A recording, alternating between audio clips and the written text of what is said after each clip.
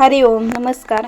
तर आज आपण शिकणार आहोत अशी खूप सुंदर अशी फुगाबाई अगदी कटिंग आणि टेचिंग कशा पद्धतीने करायचं ते मी इथे तुम्हाला थोडक्यात सांगणार आहे। तर इथे बघू शकता तुम्ही मी टॅचूला विअर केलेली आहे ही बाई आणि किती सुंदर प्रकारे दिसत आहे। तर चला तर आपण कटिंग आणि टिचिंग शिकूया।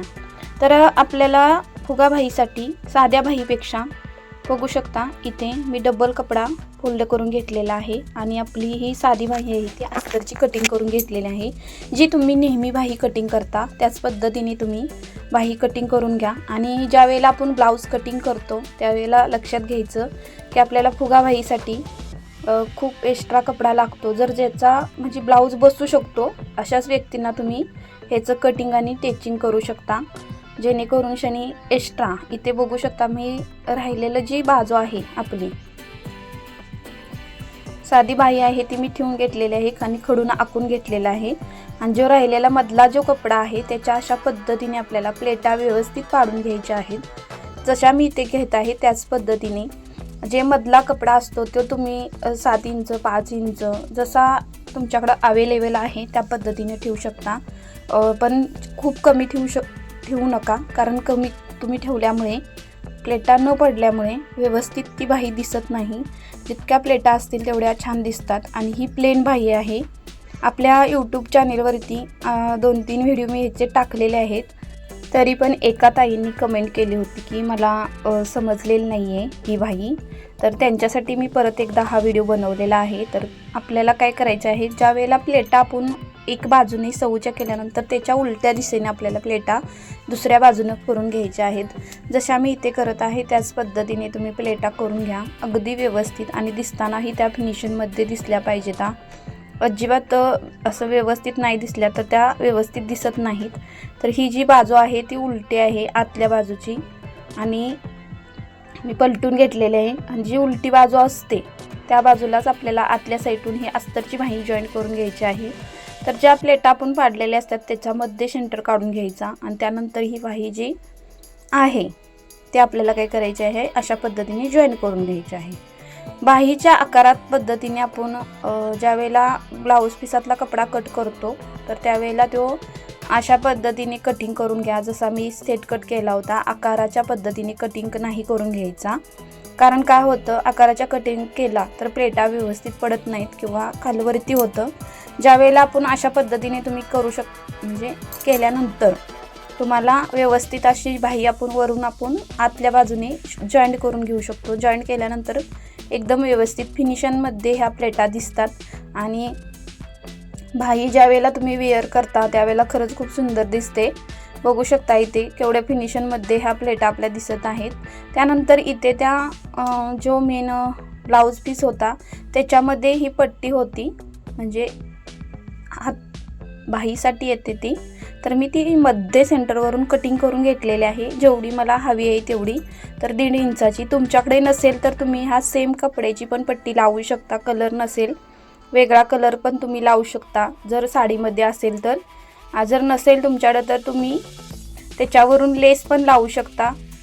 तर ही पट्टी मी घेतली होती 1.5 इंचाची आणि त्यानंतर मी आतल्या साईडून वरती फोल्ड केलेली आहे ही पट्टी। जशी मी इथे फोल्ड केलेली आहे त्याच पद्धतीने तुम्ही पण वरती फोल्ड करून घ्या, जेणेकरून काय होईल की दिसता वेळेस फिनिशिंगमध्ये आणि खूप सुंदर दिसते। इथे बघू शकता बाई किती आपली सुंदर दिसत आहे। आणि त्यानंतर मी खालची जी बाजू असते तिथं दाब देऊन घेतलेला आहे। अगदी व्यवस्थित आणि छान प्रकारे ही बाई झालेली आहे। त्यानंतर आपण आता बघणार आहोत बाई कशा पद्धतीने जॉईंट करायच्या। इथं मी दोन्हीही बाह्या तयार करून घेतलेल्या आहेत आणि आपला ब्लाऊज पण मी तयार इथं करून घेतलेला आहे। तर बाईचं कधीही मध्ये सेंटर काढायचा, जेणेकरून शनी आपल्याला बाई कधीही जोडता वेळेस मागं पुढं होऊ नये किंवा व्यवस्थित दिसावे यासाठी बाईचा मध्ये सेंटर काढून घेऊन शनी अशा अर्धा इंचाने ही बाई जॉईंट करून घ्यायची आहे।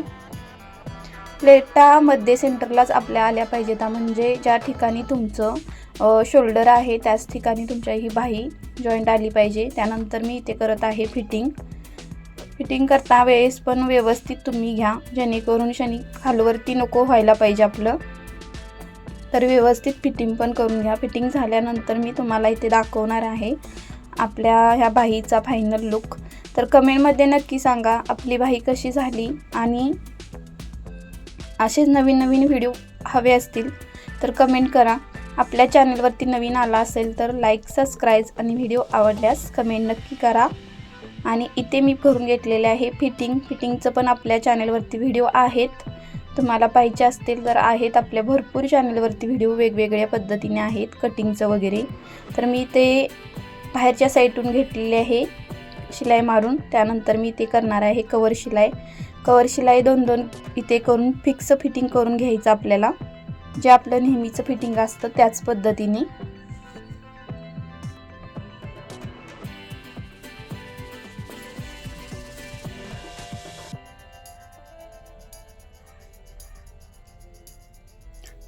दोन शिलाई घातल्यामुळं काय होतं, जे आपल्याला फिटिंगचं मेन जे पॉईंट असतो तो भेटतो.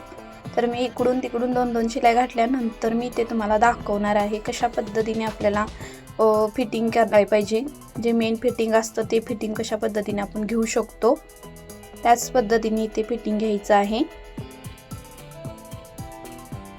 दोन्ही साईडून शिलाई मारून झाल्यानंतर इथे मेन जो ब्लाऊज असतो आपला तो इथे घ्यायचा आहे. इथे बघू शकता. आणि इथे एक्स्ट्राचा जो कपडा निघालेला आहे त्याच्या असे 4 घड्या मारून घ्यायच्या, आणि 1 इंच 2 इंच जे काय असेल ते टेपनं माप घ्या तुम्ही, आणि अशा पद्धतीने शिलाई घालून घ्या दोन्ही साईडून. आणि दंडघेर आहे तो ब्लाऊज जो मेन आहे त्यांचा कस्टमरचा, त्याच पद्धतीने दंडघेर घेऊन शिलाई काम करायचे आहे. बघू शकता इथे.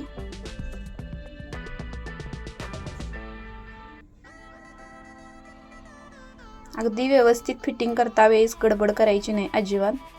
कारण काय होतं,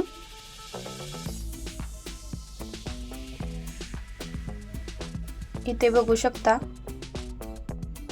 आपली बाही तयार झालेली आहे